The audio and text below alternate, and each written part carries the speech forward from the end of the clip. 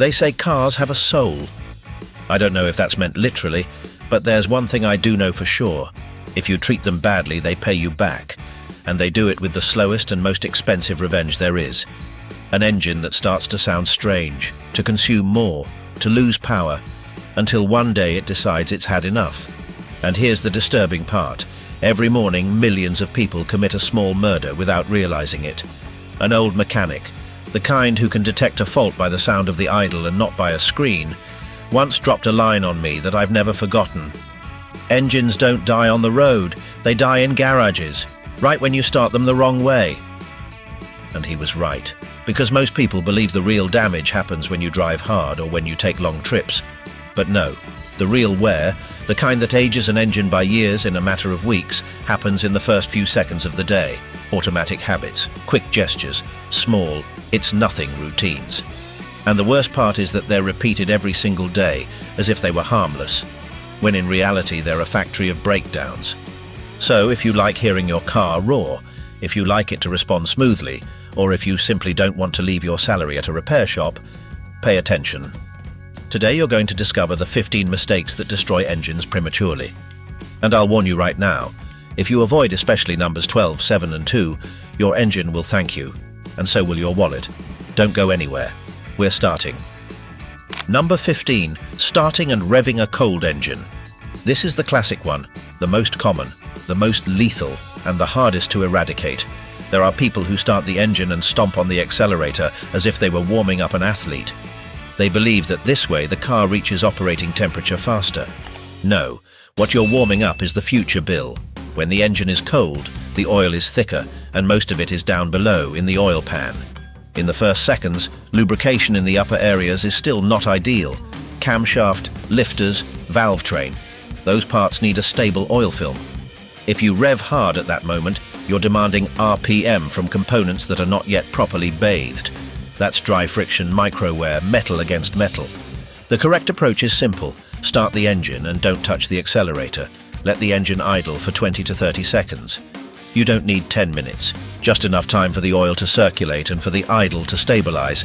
Then you can move, but gently. And if you're one of those who start, rev and shoot off, don't worry.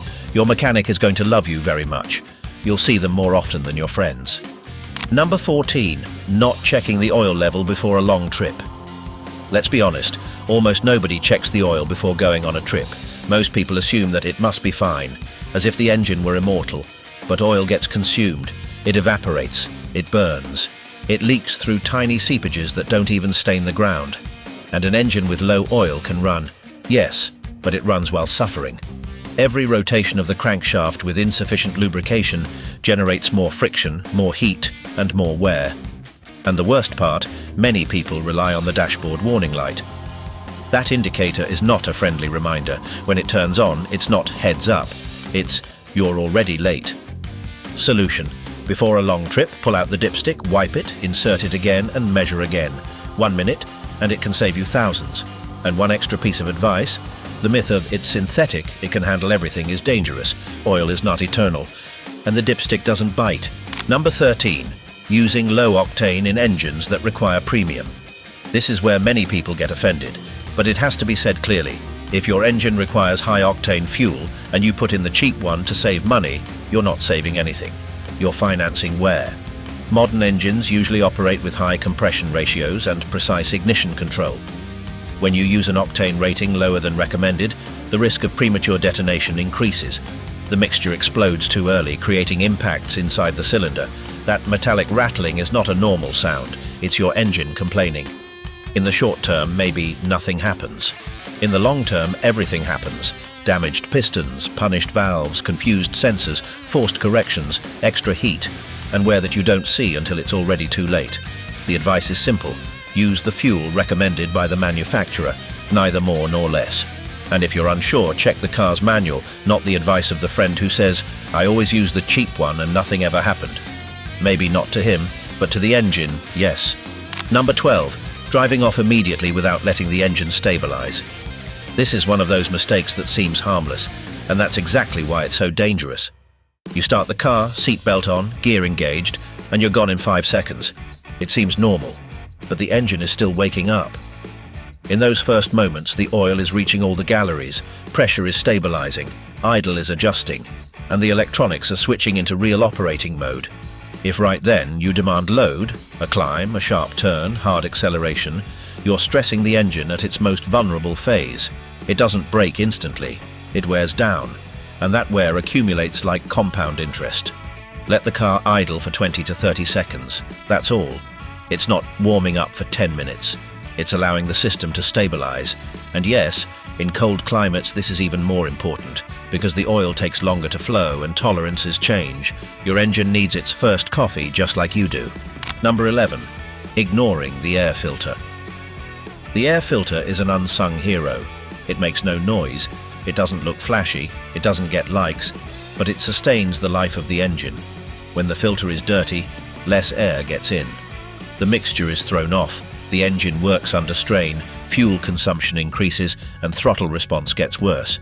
Sensors, like the MAF, start giving inaccurate readings and the ECU compensates however it can. But what's truly serious comes when the filter is so clogged that air starts looking for strange paths, dragging fine dust to places it shouldn't reach. And that dust is sandpaper. Sandpaper for cylinders, for rings, for valves. Changing the filter is cheap and quick, and doing it on time can prevent serious long-term wear. And no, blowing it out with compressed air and leaving it like new is the mechanical equivalent of washing a sock and using it for 3 more years. If your car breathes clean air, it lives longer. Number 10. Changing the oil. Late or using generic oil. Here's an uncomfortable truth. Oil is the blood of the engine, and many people treat it like a boring formality. It still looks fine. No, it looks resigned. Modern oils contain additives, detergents, antioxidants, friction modifiers, and those additives degrade. And they degrade faster if you do city driving, short trips, extreme heat, or constant traffic. When service intervals are exceeded, the oil stops protecting as it should, oxidizes, and begins to form deposits. Sludge, varnish, internal grime. And with one-size-fits-all oil, it's even worse. There is no universal oil.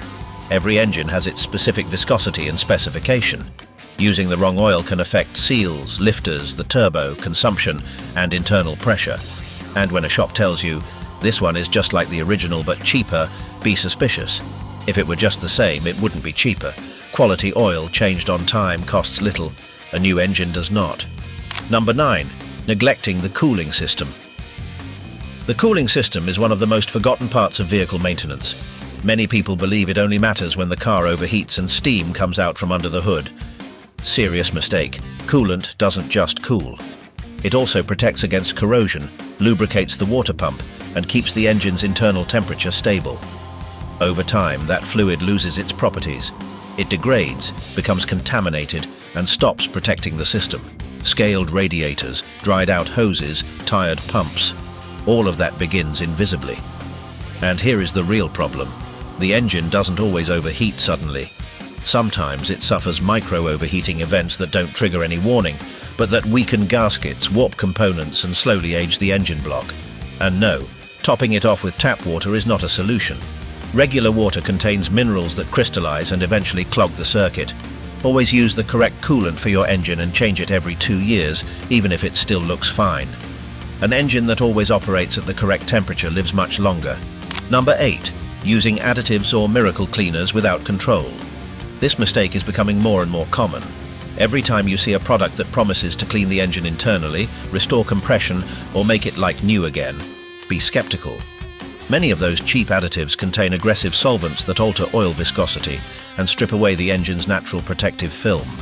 Others dislodge internal deposits all at once, and those residues end up clogging lubrication passages. The result? Leaks, excessive oil consumption, strange noises, and an engine worse than before. Do good additives exist? Yes. Are they cheap and universal? No. The best way to keep an engine clean is not with miracle chemistry, but with on-time oil changes and quality products.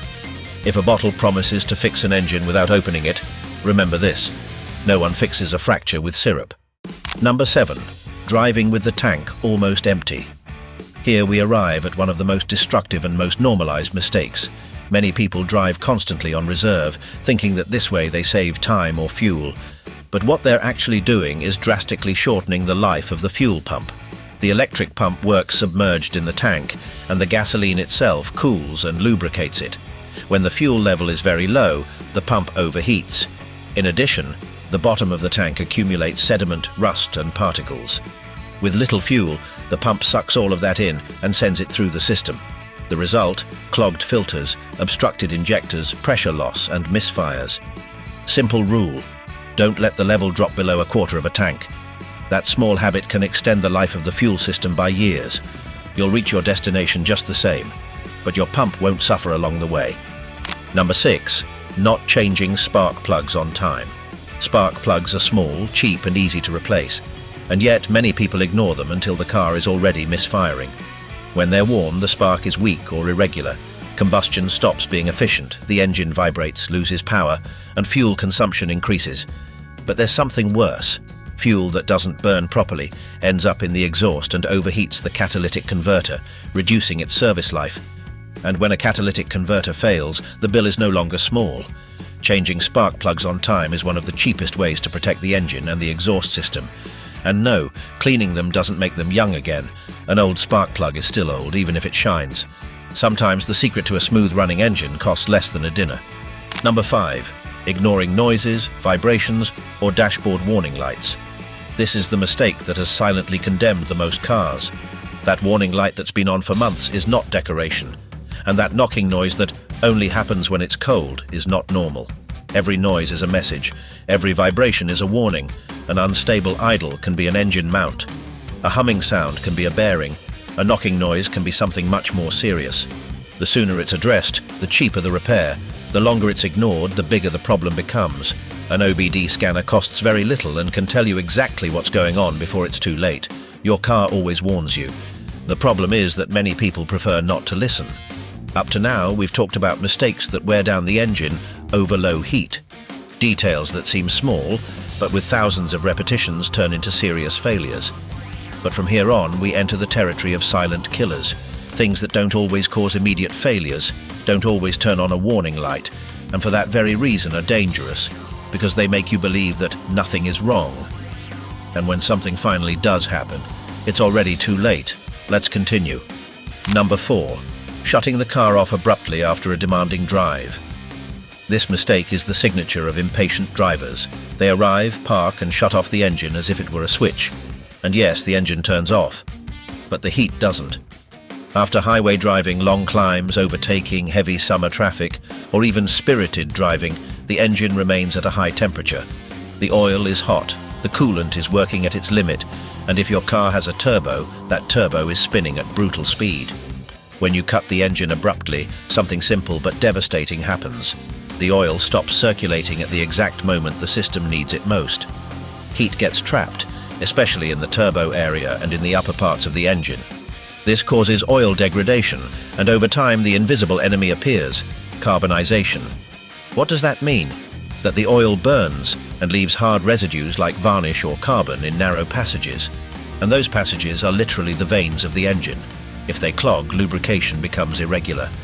Typical signs that this habit is already costing you: turbo that starts to whistle in a strange way, delay when accelerating, as if the car hesitates, oil consumption that didn't exist before, occasional bluish smoke during hard acceleration, smell of overheated oil after long trips, and the worst part, people confuse it with age-related issues of the car, when in reality they're force-aging it. The solution is simple and requires no magic. When you arrive after a demanding drive, let the engine idle for 60 to 120 seconds. You don't need 10 minutes, just enough for the oil to keep circulating and for temperatures to come down progressively. And pay attention to this. If you're coming off the highway and just before shutting down you drive gently through a neighborhood for 2 or 3 minutes, that already works as a cool down. But if you arrive accelerating and shut it off immediately, that's where the problem gets cooked. That 1 minute of waiting is the difference between a turbo that lasts 250,000 kilometers and one that starts dying before 120,000. Number 3. Ignoring the PCV system, positive crankcase ventilation. Here we arrive at a component that almost no one mentions, yet it determines whether your engine ages with dignity or turns into a chronic smoker. The PCV system is responsible for something very specific. Inside the engine, combustion gases are generated that leak into the crankcase, blow-by. If that pressure is not controlled, the engine swells internally like a pressure cooker. The PCV releases those gases in a controlled way and routes them back into the intake system to be burned again. In theory, simple. In practice, it gets dirty. Over time, that valve and its passages accumulate oil vapors, carbon residue, moisture, sludge from short trips. And when it becomes clogged, the engine starts paying the price on multiple fronts at once. 1. Internal pressure increases. That pressure looks for a way out wherever it can. Seals, gaskets, and oil seals. That's why oil sweating appears, small leaks that later become big ones. 2. Oil contaminates faster. More dirty gases inside the engine equals oil that degrades prematurely. That accelerates wear and sludge formation. 3. Unstable idle and altered mixture. A stuck PCV can cause improper air entry, vacuum leaks, or incorrect ventilation. Result? Jerking, vibrations, irregular consumption. 4. Oil consumption and smoke. When the PCV fails, the engine may start pulling oil into the intake. That's when blue smoke appears or oil consumption forces you to top off between changes. Clear signs of a dirty or failing PCV. The engine shakes at idle for no apparent reason. The car consumes more oil than normal. There's a smell of gases/oil in the engine bay. The car runs poorly when cold and improves as it warms up. There is oil in the intake or in the ventilation hose. Strange whistling noises from the engine due to improper vacuum. And how much does it cost to prevent this? In most cars, a PCV valve is inexpensive and quick to replace. But ignoring it can lead to leaks, mixture faults, a catalytic converter damaged by burned oil, and much bigger repairs. The realistic recommendation: check the PCV and its hoses every 20,000 to 30,000 kilometers, especially if you do a lot of city driving, short trips, or live in a cold climate. This is what no one tells you. An engine can have good oil, new spark plugs, and the correct fuel, and still deteriorate because it's breathing poorly on the inside. Number 2. Starting the engine and turning on the air conditioning immediately. This mistake is almost universal. You get into the car, it's extremely hot or cold, you turn the key, and before the engine has even finished settling, you're already cranking the air conditioning to maximum. It's automatic, instinctive, and very damaging. When you start the engine, several things happen at the same time. The battery has just delivered its largest discharge. The starter motor is still disengaging. The oil has not yet reached optimal pressure. Idle speed is elevated to stabilize the engine, and at that precise moment, by turning on the air conditioning, you add immediate extra mechanical load. The AC compressor engages. The belt receives additional tension. The alternator begins demanding more power to feed the system, all while the engine is still half awake. This creates several cumulative problems. 1. Premature wear of belts and pulleys. The belt operates under higher tension when it's not yet properly lubricated. That accelerates fatigue and can cause squealing, slipping, or premature failure. 2. Alternator overload. The alternator goes from a demanding startup to a constant additional load. Over time, this shortens its service life and stresses the battery. 3. Unnecessary stress on the compressor. The AC compressor is one of the most expensive components in the system. Demanding it while cold, every day, clearly reduces its durability. 4. Greater engine strain at the worst possible moment. All of this happens when the oil is not yet fully distributed and internal friction is higher. The solution is absurdly simple. Wait 30 to 60 seconds after starting the engine before turning on the air conditioning. That time allows idle speed to stabilize, oil to circulate, the electrical system to normalize. You won't melt in that 1 minute, but your engine will live extra years because of it. This error seems minor, but repeated every day for years, it leaves its mark. Number 1. Moving the car without giving the oil time to circulate. This is the most serious mistake of all, the true silent engine killer. And the worst part is that almost everyone does it. You start the car, you shift into first or D. You accelerate gently and drive off. It seems normal, it seems correct, but mechanically, it's the worst possible moment to demand movement from the engine. Overnight, the oil drains down into the oil pan. At startup, that oil is cold, thicker, still without sufficient pressure. During the first seconds, the pump begins pushing it toward bearings, crankshaft, camshafts, lifters, pistons. But that process is not instantaneous. If in those first seconds you're already moving the car, climbing a slope, turning the steering wheel or accelerating, even slightly, the metal parts are working with incomplete lubrication. And here's the fact that almost nobody knows. Several wear studies indicate that the first seconds after startup generate wear equivalent to dozens of kilometers of normal driving. That micro wear isn't noticeable today, nor tomorrow, nor this year, but it accumulates. Over time, the following appear: internal clearances, cold start noises, oil consumption, loss of compression, increasingly rough starts. All for not waiting 20 or 30 seconds before moving. We're not talking about leaving the car warming up for 10 minutes like in the 1990s. That's also unnecessary and inefficient. We're talking about giving the engine just enough time to protect itself. You start the car, you fasten your seatbelt, you adjust the mirrors, you breathe, and only then do you move. That simple gesture is the difference between an engine that ages quickly and one that seems eternal. If you've made it this far, there are no excuses left. Now you know something that most drivers never come to understand. Engines don't break all at once. They wear out silently. And the most dangerous part of all is that this wear happens when you think nothing is wrong. When the car starts fine, when there are no warning lights on, when it still runs. That's when the most damage is being done. The final mistake: believing the engine can handle everything.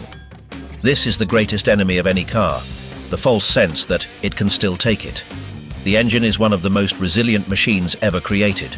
It can withstand imperfect lubrication, mediocre fuel, excessive heat, cold starts, for years without complaining. But just because it doesn't complain doesn't mean it isn't suffering.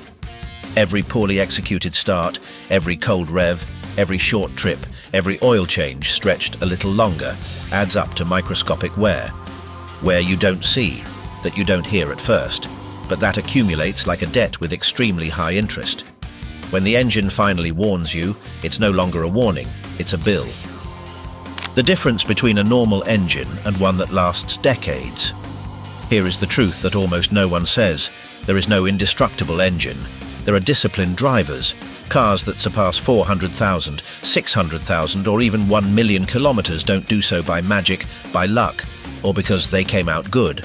They do it because the oil was always changed on time, the engine was never stressed when cold, noises were never ignored, the correct fuel was used, maintenance was preventive, not reactive.